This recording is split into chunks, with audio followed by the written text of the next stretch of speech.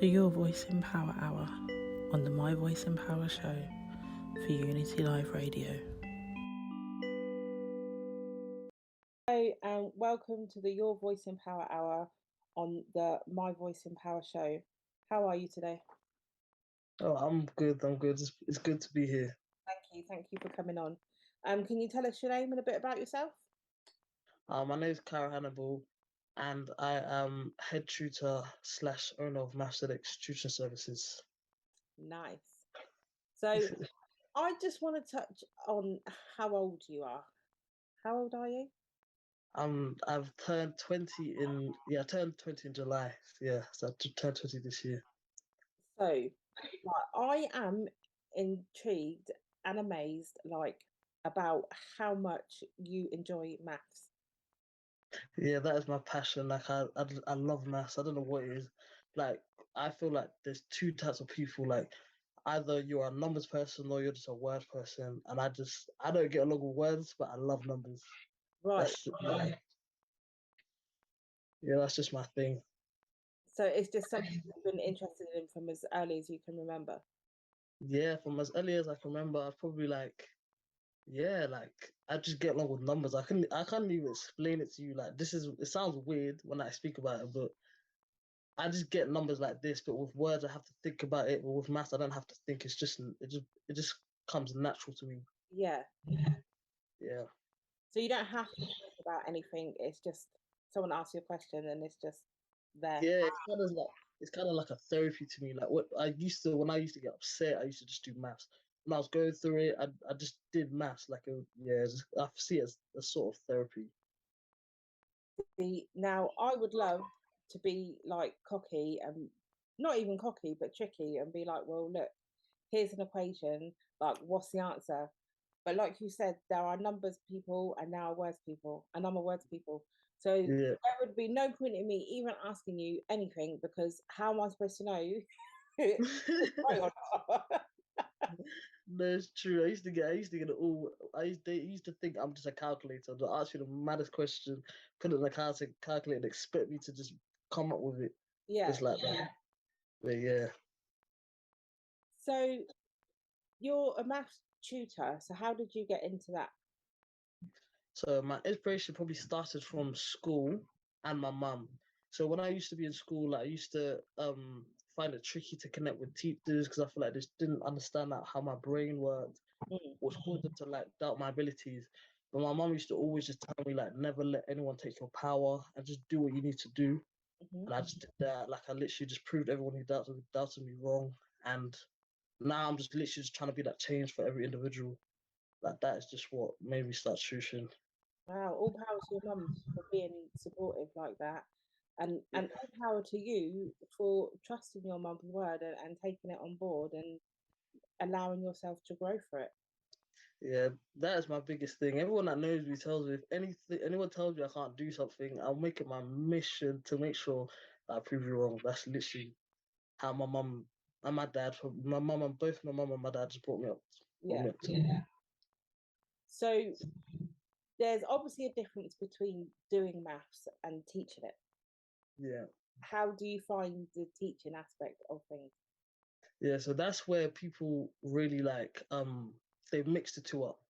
So if you're really all because you're really good at math doesn't mean you can teach math. So I think it's all about your communication and really understanding what type of math you're teaching. So I feel like to be able to teach something, you need to really understand the ins and outs to it. So whenever I'm not hiring a tutor, I need to make sure that they really, really love math to the point where if someone is asking them a random question, they'll be able to think of it like that.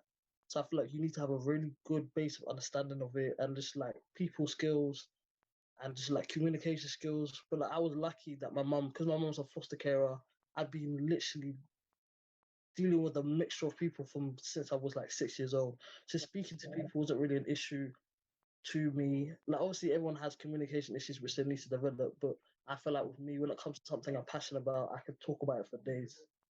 So yeah, I think just a good understanding and a passion for it will really help. So do you feel like you can empathize with any of your teachers now that you're a tutor? Yes. I can understand, yeah, because obviously the teachers, I'm only having to deal with one person at a time, right? So if that one person's having a bad day, obviously it affects the session, but I can still deal with it because it's just me one on one. But imagine a teacher dealing with 30 children that might have had a bad day. That's a lot of different energies they're dealing with, different types of emotions that they're dealing with. So I empathize with teachers then. Being a student, you don't really see it as much, but now when you're in the other person's shoes, you understand how like emotional it can get. So yeah, I do empathize with my teachers now. Yeah. So having been brought up around other children, because like you said, your mum's a foster carer, Yeah. do you feel that that's helped with your communication skills for teaching as well? Because for me, teaching is not all about what you know and understand. And I think sometimes that's where the crossover between the teacher and the student becomes an issue, because just because you know something and you can teach it, it doesn't mean your teaching skills are effective for the child. Exactly. That is literally what my business is based around. I feel like I said, I feel like to really teach someone something, you need to understand them in and out. Because, for example, someone might be a visual learner, but someone prefers learning through like audio. So really understanding that person, if they've had a bad day, you know exactly how you teach them for that day. Like just knowing that person inside out is the best like method to teaching. Like Yeah. I feel like I can, like you said, I can empathize with people. Yeah, I've just been brought up literally empathizing. So yeah, So how do you get to know your students? I feel like it comes with time. Like like with me, I let them openly speak. Like I'm not like a teacher say you can't speak like this, you can't speak like that. Like you can openly speak about anything in my lesson. If you had a bad day, you can explain why you had a bad day. But obviously we do our work throughout the sessions. We do our work, but I just like to create an open environment for them to feel comfortable. If you don't want to do maths that day, we can do a little bit of maths, but you can tell me about your day. What you're worrying about? What do you need advice on? I just create an open space. Then I'd usually start to pick up on their habits, what they like doing, what they don't like doing. Yeah, that's That's probably I think that that is so so important. I used to be a teaching assistant working one to one with groups of children, or one to one, or children with additional needs, trauma. Sorry, children who had like have a trauma based background, and I always felt like until they had that release, yeah, there's no room to learn. exactly, exactly. Like you said, if you don't really understand their mind, they're always going to be closed off. Mm, There's something that they're not going to really be saying. If they don't understand the maths equation, they're not going to say it. They're just going to agree and say, "Yeah, I understand that." But usually, I can tell when they don't understand that. But I just encourage openness, like you said, just being open. I feel like it creates that bond as well.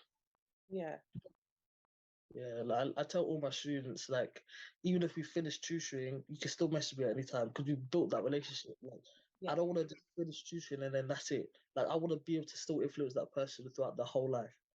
yeah. That's Yeah, great. For you to have such a vision and be living in it at such a young age is really inspiring and really motivating. So again, thank you, like all power to you for that. thank you so much. Do you have an age range of people that you teach? I don't really like putting caps on things. Like I just view things as levels. So you could be 8-year-old that just wants to pass their GCSE. I will be happy to teach you. Like you could be 10-year-old trying to pass your GCSEs. Like I just work in levels. I don't judge anyone. Like if you want to achieve this, I'll help you. I'll help you do that. So yeah, it ranges from literally from when you can speak to however old you are. Yeah. Yeah. So you're young now. Like, do you feel like this is going to be your? I mean, obviously, no one can predict everything, but like, do you feel like that this is going to be your path, or are you going to take your maths and put it into different things? So obviously I'm a uni student, so like I always have backup plans. So like obviously this is like I'm doing obviously university at the moment. This is like something I see as like I don't even know what to call it. I feel like this is like my purpose. Like I feel like I need to do this. Do you know what I'm saying? Like But like it's obviously I wouldn't say it's at the side. I feel like it's at the center of both of my things. University and this, I see them as the same level because this is my way of giving back to people.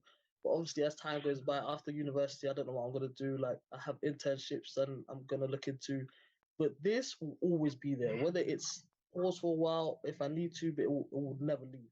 So I feel like I said, it's my purpose to give back and help others. Yeah. So yeah, I'm not sure at the moment, but it's never going. That's what I can tell you. That's good. That's good. So, how many more years of uni have you got left? I'm in my third year and I'm doing a 4-year integrated masters. So most of my people, my course finished this year, but I decided to do an integrated masters, so I got an extra year afterwards. Okay. So, are you going to be like qualified in a specific mathematical area, or is it just like all maths in general? You have modules, so like you obviously as you start increasing your years, you start specializing into certain parts. But I wouldn't say there's one like area. Like for example, I'm doing a mathematical finance course this year, so I've gone in the finance direction. But I'm also doing a mechanics module, so I'm also going in the mechanical direction. And then there's pure maths. So I feel like you advance in about I probably should say about 4 to 5 different modules. But yeah, you get to pick and choose. What are these different things? What is mechanical maths? So these are things like so it links between like maths and physics. So learning how your car works, fluid mechanics, how waves work, planes. That's the mechanical side of things. And the mathematical finance is obviously like stocks and shares and like equations to do with data analysis and financial decisions and stuff like that. And then there's just the pure mathematics like theorems and stuff like that. Yeah. So, in most things that people do, they have like, and not everybody has someone that they're inspired by. A lot of people are inspired by themselves or their parents or whatever, which is fine. But is there somebody out there in the maths world that is like an inspiration to you? So everyone has an inspiration. I'd probably say like I haven't found that yet, but I'd probably say if I was to pick someone, it'd probably be the famous mathematician Euler. But that's because my favorite equation is Euler's identity. So and he literally creeps up on every branch of mathematics. Like yeah, I'd probably say he's probably the one that rings a bell the most, or I literally I'm literally connected to the most. Okay. But yeah, How old is his equation? it's probably from since like the 1700s. Wow, really? Very long time. Like most of the theories that we learn in mathematics today is from the 1700s, 1800s. Like it's very old, but no one thinks about it like that until you start learning it, obviously. Yeah. But you think about it, like we have all the different equipment to learn this stuff. Like they had nothing; they had literally purely their mind. That's what I find so fascinating about it. Like he made this equation just from his mind, just doing experiments and stuff like that. But yeah. Wow. So has maths changed a lot? Other than the equipment, like has maths changed a lot since I all wouldn't say the pure maths has changed, but the applications has changed. So what they can be used for now has changed, but the actual fundamentals, I don't feel like they've changed at all. But that's what I love about maths. You can't argue with it. It doesn't change. It's always there. There's no opinions about it. Like it's set in stone. Like no one can tell you if you're wrong, if or right. Like it's literally the answer. But you were saying earlier that when like you're feeling down or like when you have felt down before and stuff like that, you use maths, you find it therapeutic. So Yeah. what kind of maths do you do when you feel like that? Just anything. Like if I wanna it depends what mood I'm in. Have if I want to look at the creative side of things, I would look at a theorem. How was that? How was that solved? What did they use to prove it? How can it be applicable? But if I just want to get my brain moving, I'll just look at a bunch of questions and just do it, just do it, just do it. Mm. I think it's just a satisfaction of getting something right or not knowing how to do it before, and now you know how to do it. But yeah, like me even speaking about it, like I know to the people who don't do maths, it makes you sound a bit crazy, but I don't really know how to explain it. Like if you either get it or you don't. But you know what? Crazy is good. Everybody has their own type of crazy, and that's what makes you who you are. So don't Yeah. ever apologize for that because that is you. And it's that, and I mean, it's because that was what made me want to interview you in the first place. So don't ever look at what you consider to be your crazy as a downside, because it really isn't one. No, it's true. It's true. Thank you. Thank you. It's true.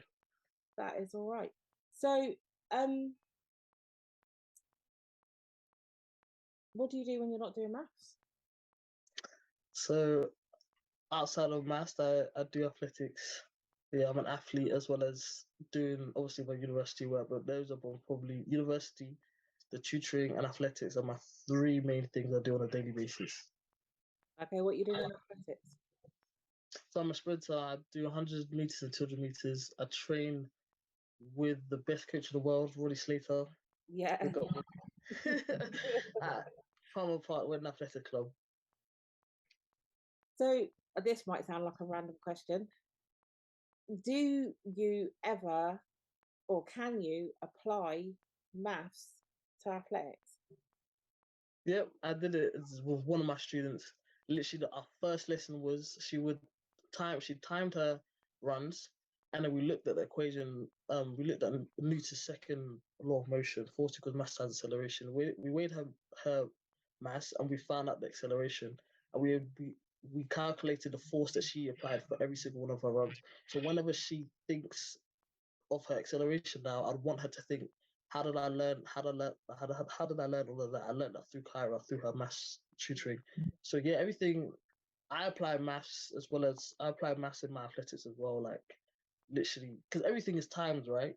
Time is numbers. Maths is numbers. So there's obviously always going to be a link with things. So yeah, like I apply it subconsciously in my head. I always apply it like this different, like I said, the mechanics. There's something called biomechanics, which you can explain how you produce force into the ground, the angles you need to make to have a good start. Like there's a lot of mathematics involved, but just undercover. You don't really see it, but it's there.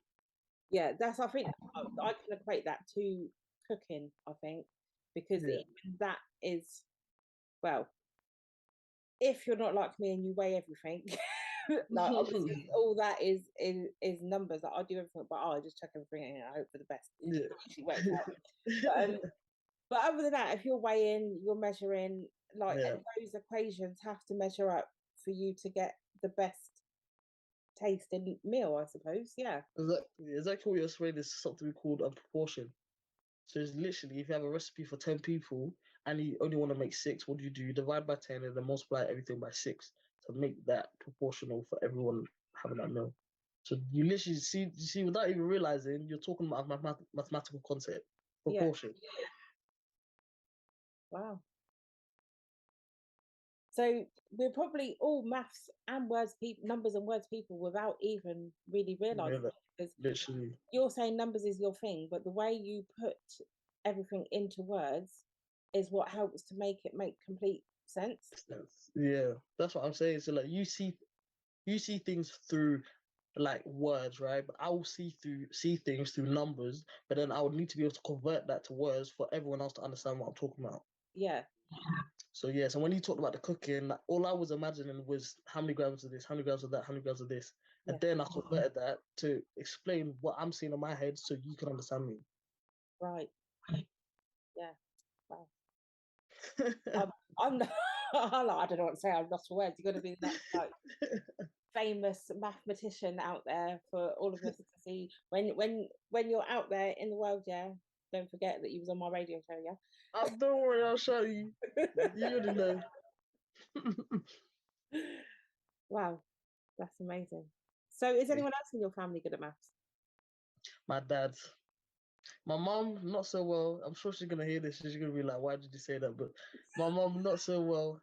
I'd probably say the top. I'd probably say the dad's definitely the top. And then no. I say I'm above my dad now. But obviously, as time was there, it was my dad. My brother was decent at maths, and so was my sister. But yeah, my mom, nah, that is not her thing.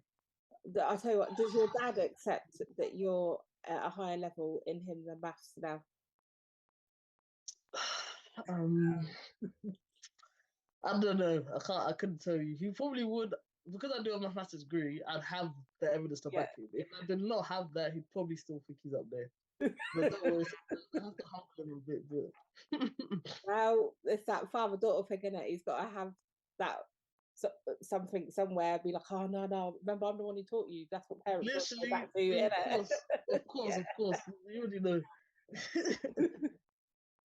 Yeah. Lovely. So, do you do online or in-person tutoring? So at the moment, everything's online, but that is something that I'm working on in the future. So what I'm working on is literally probably as soon as I finish tutoring, no, so as soon as I finish university, I'm looking to set up a few like workshops where I can just get kids to come in and just work face to face with myself and some other tutors. But yeah, like I think within like the next probably next year, or like when I'm back in Reading or when I'm back in university, this is why I'm doing it online because I'm always flicking between the two. So I Yeah. want to be consistent. Like I want to be consistent in someone's like journeys. So I don't want to start in person and I'm going online and the person like when I've actually settled back down in one place, I'll do a mixture. And if I need someone to tutor someone, I'd send one of my tutors there, send myself somewhere like Mm. yeah. Well, now it's online, but within the near future, we'll start doing a mixture. So, how do you decide how to hire people? So this is my thing. So like, I need to be like 100% sure this person is like me. Like, yeah, I know them. So some of them I've known, but even if I don't know them, and like I would have researched you for a while. Like you probably wouldn't have realized it, but like I would have been on your radar for a while, just understanding how you think. Yeah, like, I'm very very very picky when it comes to things. So like the way you think and your mindset to things needs to be very very similar to what I'm trying to work on for my business. Like for you, you just have to have the same qualities and values as my business. Okay, fair enough. But yeah, that's So the. where can people find you then? I'll have an Instagram. My Instagram is at maths.zx underscore. That is maths.zx underscore. That's my Instagram. Um, yeah, on there you'll find my number, my email address, and my Facebook. Yeah, probably my Facebook on there as well. Also, Okay. but yeah, on that, if you go on Instagram, there's so many different things I'm offering. I'm offering a Q&A session every Sunday at 4 p.m. just so you can ask me any questions. And my DMs are always open Mm. for anyone to always ask me questions. And how long do your tutoring sessions last? Like, do you teach them like for half an hour? It depends. They're usually an hour. Every session is usually an hour, however many times a week you need.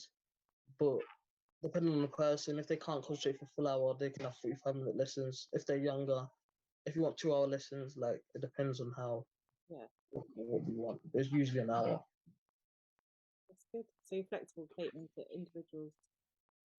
Yeah, And I think that's the best way. I think it's always good if you can be like that. yeah, literally. Wow. So, before you go, do you want to tell us about your favorite? Give us your favorite equation. My favorite. Oh, that is Euler's identity. I even made a post about that.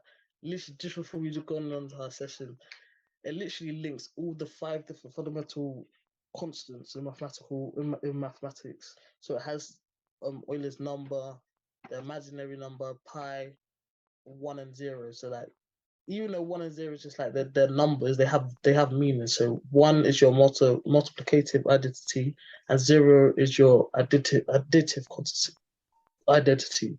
So yeah, if you add 0 to a number, it doesn't change. If you multiply 1 to a number, it doesn't change. So that's why they're all both fundamental, and it just links a lot of different like aspects of maths and combines into one equation. And I see that as something beautiful, but someone would be like, "What's so beautiful about that?" But like I said, my mind is in numbers, so seeing that is yeah. Yeah. Well, I'm intrigued because how he's put obviously everything all together in one thing.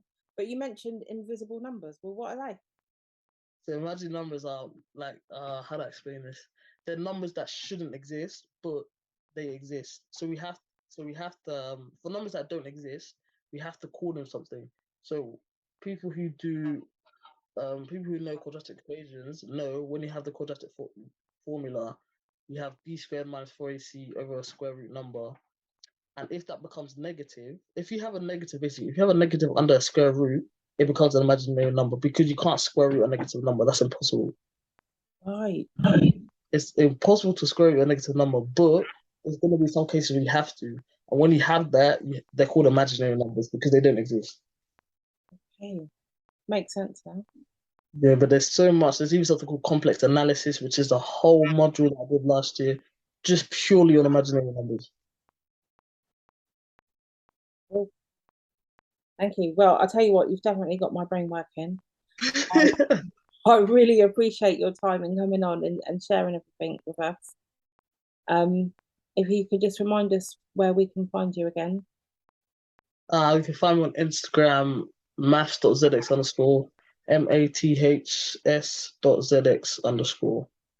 But yeah, I want to thank you for allowing me to come into this interview and share my knowledge and share my passions. I appreciate it a lot. And yeah, your radio show is an inspiration to all. Oh, thank you very much. You're very welcome. I appreciate you coming on. And I hope that in the future we'll be able to catch up with you and see what you're bringing into the world next. Definitely. Lovely. Thank you. No problem.